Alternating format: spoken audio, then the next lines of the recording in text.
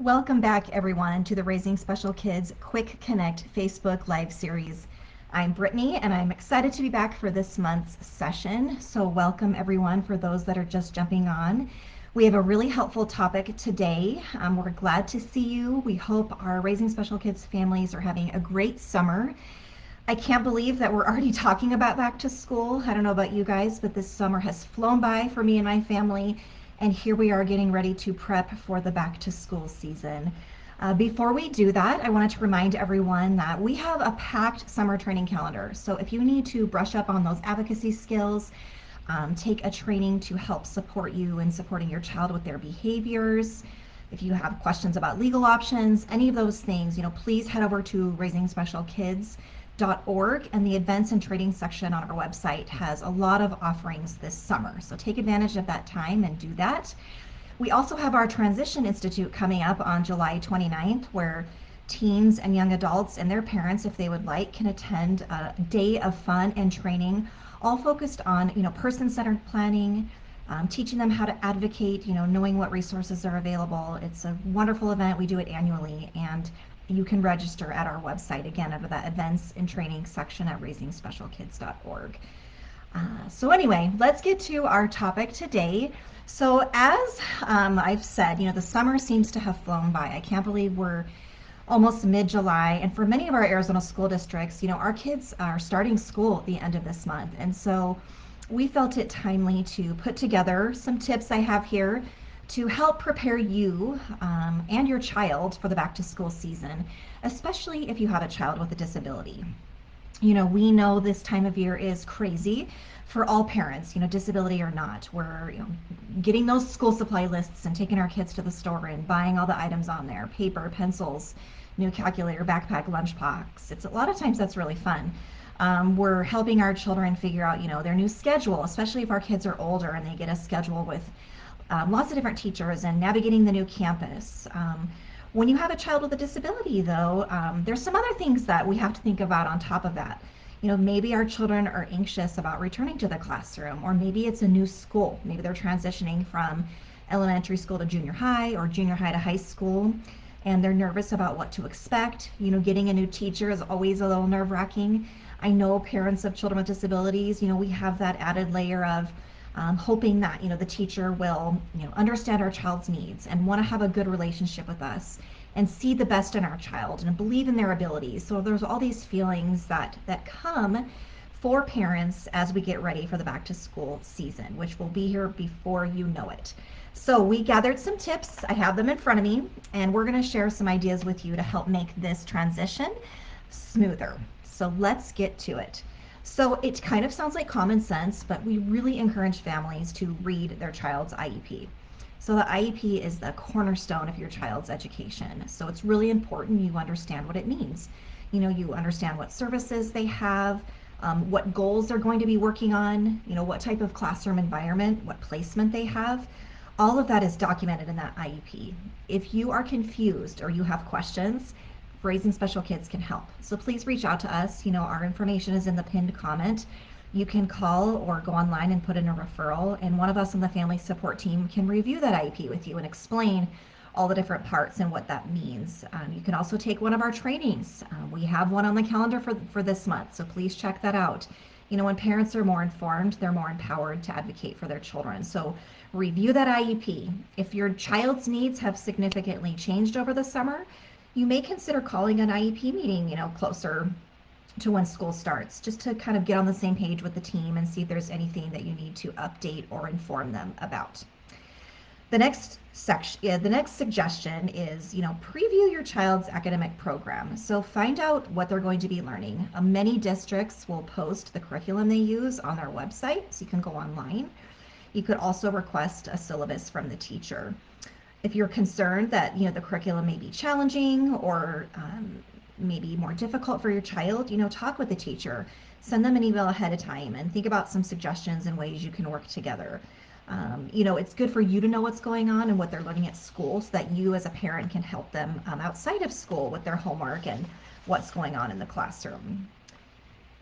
Next suggestion, attend school events. So go to those open houses, get to back to school night. Take your child with you. Let them meet the teacher, navigate the campus, stay involved with the school. We always encourage our families who have kids with disabilities to serve in committees, be on the PTO, get involved. We want our children represented and their needs considered. And us as parents, we have that voice. And so attend those things. When you're talking with your child's teacher, share the positives about them. If there's any concerns they may have, you can let them know or give them suggestions on what may set your child up for success. So make sure you go to those events and if possible, take your kiddo with you. Relieve back to school jitters. So every child is a little apprehensive about change, a new school year, new teacher, new classroom. Children, especially that are neurodivergent, they rely on consistency in schedules and change can be hard. And so, talking with them, preparing with them, making them excited about it, exciting new classes, activities, events, talking it up and helping them feel positive and encouraged about the school year is always helpful. For older children, it can be helpful too to explain the supports and services they will be receiving in their IEP. So that is good to do as well. Establish before and after school routines. The next two suggestions I'm going to give you are pretty similar, but all kids, thrive on routines. All of us do, having an organized schedule in life. But in the summer, our kids are used to a lot more free time and a lot less structure. And so as we get ready to shift into more schedules and more time where they have to be, at school and then doing homework at home, start talking with them about that. You can practice the new schedule ahead of time, focusing on morning and evening routines and start implementing them, earlier bedtimes, doing those things a few weeks before school starts so that way the transition isn't as difficult when that first day of school hits. Related to this, creating a visual calendar is helpful. Many schools will provide academic planners for students, which can be helpful. A lot of our kiddos with disabilities really respond to visual schedules as well or charts. Depending on your child's ability, you can create a schedule, a visual, a social story to help your child stay organized and understand the expectations and have a visual chart so they can see what their day is going to look like. A lot of times that calms nerves and helps them feel more secure and less anxiety as they prepare for the back to school year. Make sure, this is an important one, so be sure that accommodations are in place. So, the end of last year, you had the IEP meeting, or maybe you met with the school team to update their 504 plan. Everyone on the team agreed to what supports and services they need. The different accommodations that your child needs were documented in the IEP. Everyone got a copy, you're on the same page. And then summer happens. So make sure as you're heading into the school year to review that IEP. And if there are any accommodations that you really, are critical and need to be put in place, right away, first day of school, review them, double check on those accommodations, email the teacher, the guidance counselor, the case manager, and make sure those agreed upon supports are ready to go. If there are issues, it's better to share them in advance so the school team can prepare and get those small problems ironed out before school starts. Another really crucial one, establish communication. Parents and teachers, when we're on the same team, it's better outcomes for our child. And so if we can work hard to build those positive relationships with our school staff and teachers, it's only going to help our child be more successful in school. Communication is key. We say this all the time at Raising Special Kids, that positive parent professional collaboration is so crucial. And so it starts with communication. So keeping track of all the phone calls, emails, really good to communicate in writing so you have that documentation. Keep track of all of that. Maybe you have a little notebook for yourself where you write the dates and times that you contacted the teacher or a school staff member about your child. Also, talk with the teacher how best to get hold of them. Our teachers are a great asset for us parents. They see our children all day long at school, and our children often act differently at school than they do at home. And so, building that positive relationship with them, asking the teacher their preferred method, whether it's call or email, establish how often you can speak with them. For our kiddos with disabilities, it's really important for us parents to be in constant communication with that teacher and building that relationship. You could ask them questions as the school year gets going. How's my child doing? Do you have any concerns about their social or academic skills? Do you need my help with anything? It's a partnership, and as parents we want to be there to support our child's teachers. Another suggestion, keep everyone informed. So if there anything change-wise, your child's health, new diagnosis, family environment, did you move, any of those things that may affect your child in school, share it with the team if you feel comfortable with that. Before school starts, don't hesitate to contact them. The more proactive and honest you are, the school staff will be better able to meet your child's needs. Provide tools. This is a really good one too. Lots of good suggestions here. Provide tools to help teachers and staff help your child.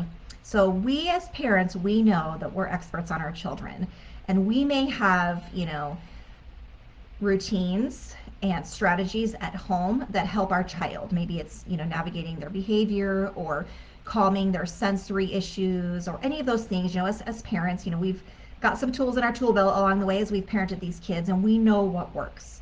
So share that with the team. Be kind and helpful. But if you've already developed great ways to help your child in school, by all means, share that with your child's team. Sometimes, if the teacher last year had a great suggestion or implemented a sensory break or had a really great tool that helped your child, that information may not transfer over to the teacher for this year. So please, share those suggestions. If you have an awesome social story you've created or a visual chart, any of those things we talked about, give that, to the teacher. It's only going to help your child have that consistency and routine. Maybe your child's OT has a really good sensory toy or fidget or something that really was helpful to your child. Let that teacher know so they can implement it this year. Don't assume that everyone from last year is on the same page for this year's group. Again, like we say, communication, being proactive, it's all super important. Last but not least, sign up for one of our Raising Special Kids trainings. I mentioned we have an array of trainings this summer. They're at no cost to families. We offer them monthly. Our IEP training is super popular. Check out early childhood education if you have a little one, leaving AZIP and heading to developmental preschool, and this is your first experience in that IEP process. Or, even if you're a seasoned parent and your child's been in school for a while, it's good to have that refresher. Take our IEP training, get re-familiar with all the terms and the sections of the IEP so you can be more informed and more confident when you go to these IEP meetings. Or maybe your child's leaving junior high and heading to high school. Take one of our high school transition trainings. This information is so helpful. It's virtual and it's available for you to sign up for, parents and professionals alike. So head over to raisingspecialkids.org. There's an events and trainings section, and sign up today. And always, always, if you need individual assistance, that's what we're here for. Raising Special Kids is Arizona's Parent Center, or Parent Training Information Center.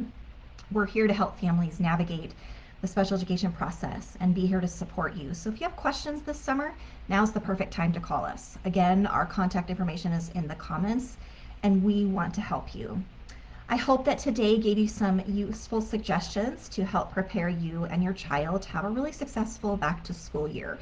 I think school starts in a couple weeks for many of our RSK families, and we wish you all well. Kids, we hope you have a really positive back to school, and that you're confident and you have great teachers, and that you can have a good start to this school year.